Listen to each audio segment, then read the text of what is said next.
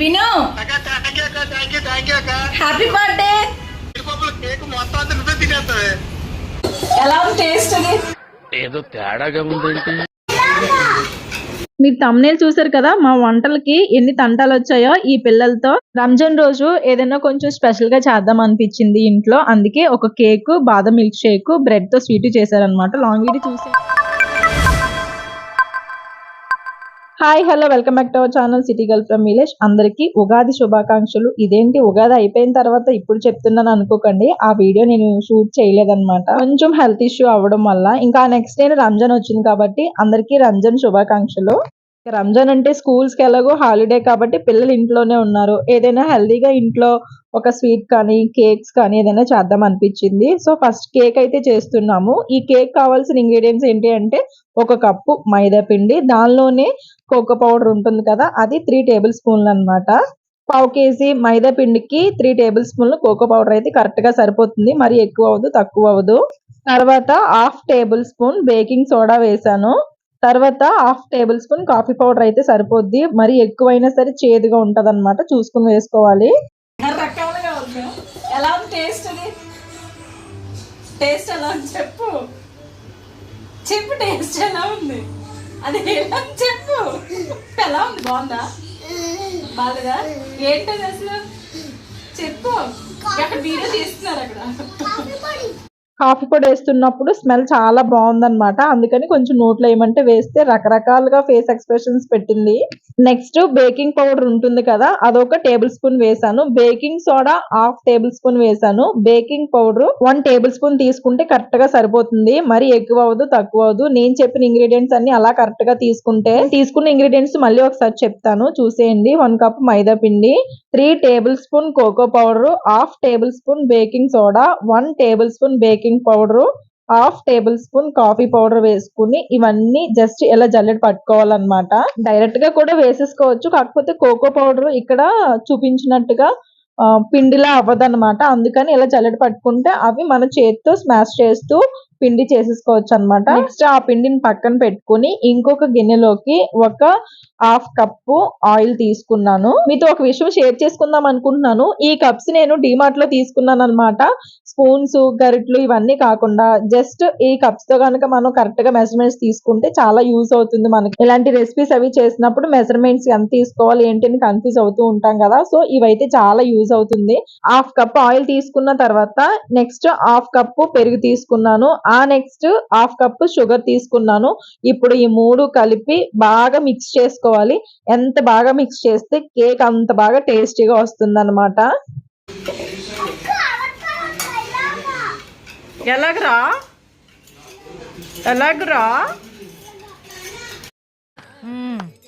సరిపోయారు ఇద్దరును.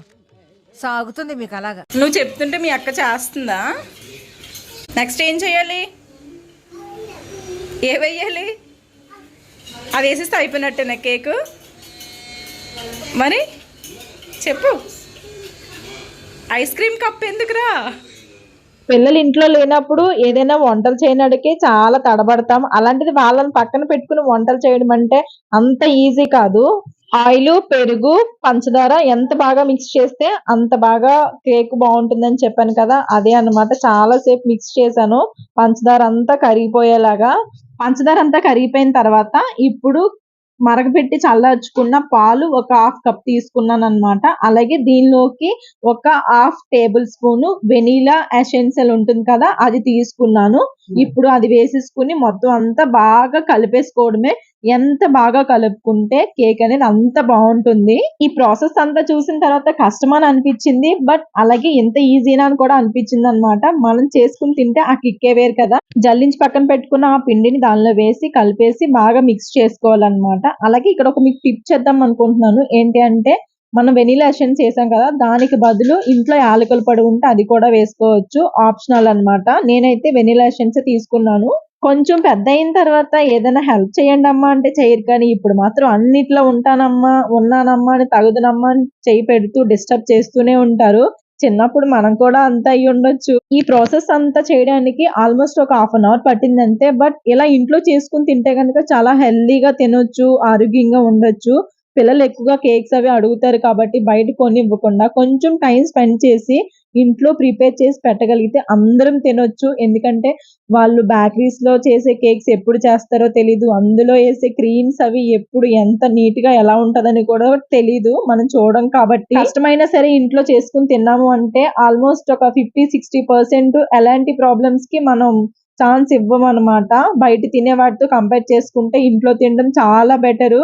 ఇదంతా బాగా మిక్స్ చేసిన తర్వాత ఒకసారి ఎలా వచ్చింది ఏంటి అనేది చూడండి. మరి పల్చగా కాదు, మరి తిక్కగా కాదు. నాకైతే కొంచెం తిక్కగా వచ్చిందని జస్ట్ ఒక 2 టేబుల్ స్పూన్లు పాలు వేసి మళ్ళీ మిక్స్ చేశాను అనమాట. మరి పల్చగా అయిపోద్ది, చూసుకొని అడ్జస్ట్ చేసుకుంటూ వేసుకోండి. మళ్ళీ పల్చగా అయిపోతే అసలు బాగోదు, కేక్ అనేది రాదనమాట, మళ్ళీ నంటిట్టుకుంటారు. కేక్ బటర్ ని పక్కన పెట్టుకొని దానిలోకి కొన్ని డ్రై ఫ్రూట్స్ యాడ్ చేద్దామని కొన్ని జీడిపప్పు, కొన్ని బాదం పప్పు తీసుకుని ఇలా చిన్న చిన్న గుండగా కట్ చేసుకున్నాను అనమాట. చాప్ చేశాను. అలా చిన్న చిన్న ముక్కలుగా కట్ చేసుకున్న ఆ డ్రై ఫ్రూట్స్ అన్నిటినీ కూడా ఆ కేక్ బటర్ లోకి వేసేసుకుని బాగా కలిపేసుకోవాలి. అలా కలిపేసుకున్న కేక్ బటర్ ని పక్కన పెట్టుకుని ఇప్పుడు మనం కేక్ ప్రిపేర్ చేయడానికి ఇలా ఏదైనా ఒక అడుగు మందంగా ఉన్న ఒక సిల్వర్ది కానీ లేదా కేక్ గిన్నె ఉంటుంది అది కానీ, ఎవరికి ఏది అవైలబిలిటీ ఉంటే అది తీసుకోండి. నేనైతే ఇలా ఒక సిల్వర్ది తీసుకుని దానికి అడుగున నెయ్యి రాసుకున్నాను అనమాట. సో నెయ్యి బాగా అప్లై చేసుకున్న తర్వాత దాంట్లో కొంచెం మైదా పిండి వేసి ఆ నెయ్యి ఎక్కడైతే రాసానో అక్కడ ఇలా చుట్టూ గిన్నెకి అంటుకునేలాగా చేశాను అనమాట. వీడియోలో చూపించినట్టుగా. మేబీ మీకు అర్థమైందని అనుకుంటున్నాను. ఆల్మోస్ట్ కేక్ 70% రెడీ అయిపోయినట్టే. ఇప్పుడు పైన గార్నిష్ కోసం కొన్ని బాదం పప్పులు, కొన్ని జీడిపప్పులు ఇలా కట్ చేశాను అనమాట. అన్ని కలిపేసి సిద్ధంగా పెట్టుకున్న కేక్ బటర్ ని ఇప్పుడు మనం నెయ్యి అప్లై చేసుకుని మైదా పిండి వేసి పక్కన పెట్టుకున్న ఆ సిల్వర్ గిన్నెలోకి ఈ కేక్ బటర్ ని వేసేసి పైన డ్రై ఫ్రూట్స్ తో డెకరేట్ చేసుకుంటే అయిపోయినట్టే. కేక్ బటర్ అంతా గిన్నెలో వేసుకున్న తర్వాత ఇప్పుడు నేను వీడియోలో చూపించినట్టుగా ఎలాంటి ఎయిర్ బబుల్స్ లేకుండా మనం ఎలా కొడుతూ ఉంటే ఎయిర్ బబుల్స్ అనేవి పోతాయి. నేను వీడియోలో చూపిస్తున్నాను కదా, మీకు క్లారిటీ వచ్చే ఉంటది చూడండి.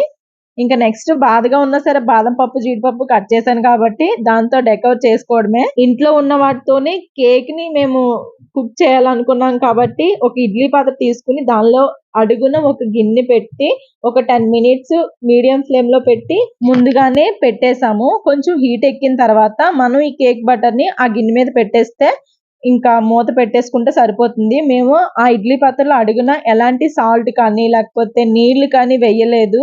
జస్ట్ సిమ్ లో పెట్టి మాత్రమే ఉడికించాము. ఇలా ఒక 45 మినిట్స్ మీడియం ఫ్లేమ్ లో ఉడికించుకున్న తర్వాత కేక్ ఉడికిందా లేదా అని చూడడానికి ఒక టూత్ పిక్ కానీ లేదా ఒక చాక్ కానీ తీసుకుని ఇలా గుచ్చితే మనకి కుక్ అయిందా లేదా అనేది తెలుస్తుంది. సో మాకైతే పర్ఫెక్ట్ గా కేక్ అయితే రెడీ అయిపోయింది. చాకు గుచ్చి చూస్తే ఎక్కడ అంటుకోలేదన్నమాట. మీకు వీడియోలో చూస్తే అర్థమవుతుంది. కేక్ ఉడికిపోయిందని కన్ఫర్మ్ చేసుకున్న తర్వాత స్టవ్ ఆఫ్ చేసి ఇంకా ఆ గిన్నె బయటికి తీసి జస్ట్ ఒక చాక్ తో రౌండ్ గా ఒకసారి తీసామన్నమాట. అంటే ఎక్కడైనా చిన్నది ఏదైనా అంటుకుని ఉంటే వచ్చేస్తుందని ఇంకొక ప్లేట్ తీసుకుని జస్ట్ అలా తిరిగేస్తాము. చాలా అంటే చాలా హ్యాపీ అనిపించింది చూడగానే. మన కష్టం ఊరికే పోలేదు అని తెలిసినప్పుడు ఆ హ్యాపీనెస్ నిజంగా మాటల్లో చెప్పలేము. అబ్బా చూడడానికి చాలా బాగుంది కదా, ఎంత బాగా వస్తుందని అయితే అస్సలు అనుకోలేదు. ఎందుకంటే మన మీద మనకి చాలా నమ్మకం. వేలు లోపలికి వెళ్ళిపోద్దా అన్నంత మెత్తగా ఉందన్నమాట. అంత స్పాంజినెస్ గా వచ్చింది కేక్ అయితే. మీకు వీడియోలో చూస్తే అర్థమవుతుంది మేము ఎంత బాగా చేసామనేది కేక్. ఇంకా నెక్స్ట్ ఇంత కష్టపడి చేసిన తర్వాత పెళ్లిలో మేము కేక్ అయితే కట్ చేయకుండా అస్సలు ఆగలేము. అందుకే వెంటనే ఇంకా వాళ్ళందరినీ పిలిచి కేక్ అయితే కట్ చేస్తాము. నేను, మా వైభవ్, మా సహస్ర, ఇంకా మా వీడియోగ్రాఫర్ అయితే వీడియో తీస్తుంది. Happy birthday to you. ఎవరికి బర్త్డే? ఎవరికి బర్త్డే? కేక్ కట్ చేస్తున్నారు. వీడియో ఏదో హ్యాపీ బర్త్డే విను అని చెప్పి కట్ చేయించేసుకున్నా. అయితే కట్ విను. Happy birthday.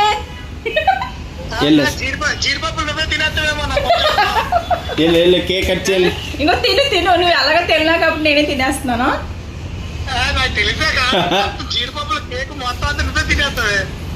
ఒరే నువ్వు లేవు కదరా, అందుకే నేను తినేస్తున్నాను. వైభవ్ హ్యాపీ బర్త్డే చెప్పు. అరే యాటిట్యూడ్ చూపించే. ఎలాగో కష్టపడి కేక్ చేసాము. అలాగే మా తమ్ముడు బర్త్డే ఉంది ఆ రోజు. అందుకే వాడికి కాల్ చేసి నీకోసమే కేక్ ఇంట్లో ప్రిపేర్ చేసామని చెప్పి జస్ట్ ఒక బిల్డప్ చేసాం అనమాట అందరం కలిసి. Just kidding. వాడు ఆఫీస్కి వెళ్ళిపోయాడు, లేకపోతే మేము వాడితోనే కట్ చేయించే వాళ్ళము. ఇంట్లో చేసిన కేక్ అన్నమాట ఇది. లాస్ట్ టైం కరోనా టైంలో కూడా వాడి బర్త్డే రోజే నేను కేక్ ప్రిపేర్ చేశాను. సో అప్పటికి ఇంకా నాకు యూట్యూబ్ ఛానల్ లేదు కాబట్టి నేను ఆ వీడియో తీయలేదు. మేబీ ఉండుంటే నేను అప్పుడే వీడియో తీసేదాన్ని. సో కేక్ అయితే చాలా బాగుంది అండ్ మీరు కూడా ట్రై చేయండి. ఐ హోప్ మీకు ఈ కేక్ వీడియో నచ్చిందని అనుకుంటున్నాను. నెక్స్ట్ రెసిపీ వచ్చేసి బ్రెడ్ తో స్వీట్ అన్నమాట. అది కూడా చాలా బాగుంటుంది, చూసేయండి. ఈజీగా ఇంట్లో హెల్దీగా ఎలా చేసుకోవచ్చు అనేది నేను ఈ వీడియోలో చూపిస్తాను.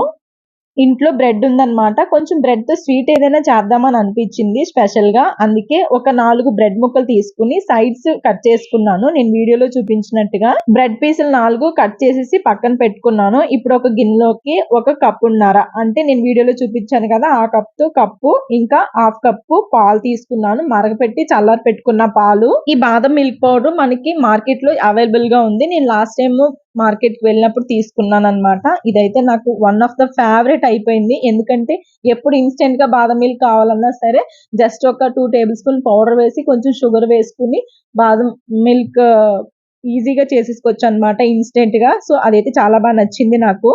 సో మీకు షుగర్ ఎంత కావాలనుకుంటే అంత స్వీట్నెస్ తగ్గట్టుగా అడ్జస్ట్ చేసుకుని వేసుకోండి. నాకైతే షుగర్ సరిపోలేదు, అందుకే నేను ఒక 2 టేబుల్ స్పూన్ షుగర్ వేసుకుని బాగా మిక్స్ చేసుకున్నాను. ఈ బ్రెడ్ స్వీట్ తయారు చేయడానికి మెయిన్ గా ఫ్రెష్ క్రీమ్ కావాలి. నేనైతే బయట నుంచి ఏం తీసుకురాలేదు. ఇంట్లో ఉన్న పాల మీద మేగడ ఉంటుంది కదా, లాస్ట్ 2 డేస్ నుంచి తీసిన మేగడ్ని ఒక 4 టేబుల్ స్పూన్లు తీసుకుని దానిలో 2 టేబుల్ స్పూన్లు పంచదార వేసి మిక్సీ పట్టేసుకున్నాను.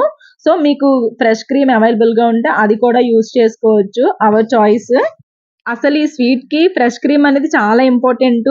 ఈ మీగడ పంచదార మిక్సీ పడడం వల్ల అసలు ఆ ఫ్రెష్ క్రీమ్ లేదనే థాటే లేదు, అంత పర్ఫెక్ట్ గా మ్యాచ్ అయిపోయింది. ఇన్స్టెంట్ గా స్వీట్ తయారు చేసుకోవచ్చు అంటే ఇది చాలా ఈజీ ప్రాసెస్.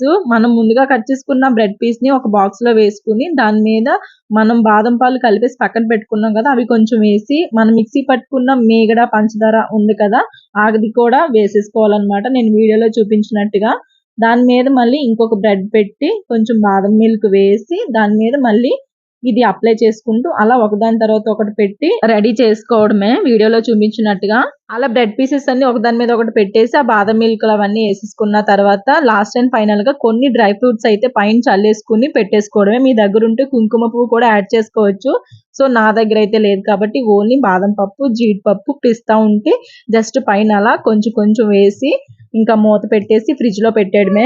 అలా ఒక 2 అవర్స్ ఫ్రిడ్జ్ లో పెట్టుకున్న తర్వాత తీసుకుని తింటే ఉంది నోట్లో పెడితే అమృతం అనుకోండి. నిజంగా చెప్పడం కంటే ఒకసారి ట్రై చేసి మీరే చూడండి, ఎందుకంటే అంత బాగుంది. మీరు నమ్మండి నమ్మకపోండి, ఇదే స్వీట్ బయట బేకరీస్ లో కొనుక్కొని తింటే చాలా కాస్ట్ ఉంటుంది. బట్ మన ఇంట్లో చేసుకుని తింటే 3 to 5 minutes లో ఈజీగా చేసేసుకోవచ్చు. మీరు పక్కగా ట్రై చేసి చూడండి. బాగోకపోతే నన్ను కింద కామెంట్ సెక్షన్ లో కామెంట్ చేయండి మర్చిపోకుండా. నోట్లో పెట్టి కరిగిపోతుంది అనుకోండి, అంత బాగుంది. సో నాకైతే స్పెషల్ గా నేను చేసిన ఈ రంజాన్ స్పెషల్ లో ఇదైతే ఒక ఫేవరెట్ అయిపోయింది అనమాట. నేను చెప్పే వీడియోస్ లో చాలా వరకు అన్ని జెన్యున్ గానే చెప్తాను. బట్ అది మీకు నచ్చొచ్చు నచ్చకపోవచ్చు, అందరికీ నచ్చాలని లేదు. బట్ ఇది అయితే చాలా అంటే చాలా చాలా చాలా బాగుంది, అంత బాగా నచ్చింది నాకు. మీరు కూడా ట్రై చేసి చూడండి కంపల్సరీగా. ఇంత కష్టపడి చేసిన తర్వాత బాగున్నా బాగాలేకపోయినా వీడియో కోసం అయితే చాలా మంది బాగుందని చెప్తారు. సో నేనైతే అలా చెప్పను, ఎలా ఉంటే అలాగే జెన్యున్ గా ఉన్నది ఉన్నట్టు చెప్తాను. అది మీకు నచ్చొచ్చు నచ్చకపోవచ్చు, నమ్మొచ్చు నమ్మకపోవచ్చు, ఎవరి విష్. బ్రెడ్ తో స్వీట్ అయిపోయింది, కేక్ అయిపోయింది. నెక్స్ట్ బాదం మిల్క్ షేక్ చేద్దామని అనిపించింది. అందుకే కొన్ని బాదం పిక్కలు తీసుకుని కొంచెం వాటర్ లో వేసి ఒక 30 to 40 minutes అయితే నానబెట్టేసుకున్నాను. అలాగే నేను ఈ బాదం పిక్కలు ముందుగా రోస్ట్ చేసి పక్కన పెట్టుకున్నాను అనమాట. ఇంట్లో ఉంటే అవే యూజ్ చేస్తున్నాను. బాదం పప్పు ఒక 40 minutes నానిపోయిన తర్వాత తొక్క తీస్తే ఇలా వచ్చేయాలన్నమాట. అలా వచ్చేసి నా బాదం పిక్కల్ని నేను ఒక మిక్సీ గిన్నెలో వేసుకుని కొంచెం పాలు వేసి మిక్సీ పట్టేసుకున్నాను. మిక్సీ చేసుకున్న ఈ బాదం మిల్క్ ని ఒక గిన్నెలోకి తీసుకుని పక్కన పెట్టుకోవాలి. ఈ బాదం మిల్క్ లో ఇంకా చిన్న చిన్న పప్పులు ఉన్నాయన్నమాట, బాగా గ్రైండ్ అవ్వలేదు. ఎందుకంటే నేనే వదిలేసాను. మనం బాదం మిల్క్ తాగినప్పుడు మధ్య మధ్యలో మనకి నమలడానికి బాగుంటుంది అని అనిపించింది అనమాట. మీరు కావాలనుకుంటే బాగా గ్రైండ్ చేసేసుకోవచ్చు, ఎవర్ విష్.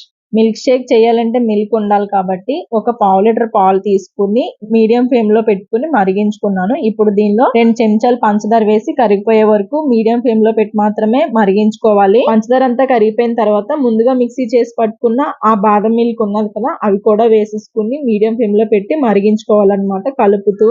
ఆ పాలు మరిగే లోపు నెక్స్ట్ ఒక 3 టేబుల్ స్పూన్లు బాదం మిల్క్ పౌడర్ ఉంటుంది కదా, ఆ పౌడర్ ని తీసుకుని కొంచెం వాటర్ లో వేసి కలిపేసి ఆ మరుగుతున్న పాలల్లో వేసేయడమే. అదేంటో తెలియదు కానీ స్టవ్ మీద పాలు కానీ టీ కానీ పెట్టి చూస్తున్నంత సేపు అసలు పొంగమన్న పొంగవు. జస్ట్ ఇలా కళ్ళు మూసి తెరిచే లోపు ఒకసారిగా పొంగిపోతాయి కిందకి.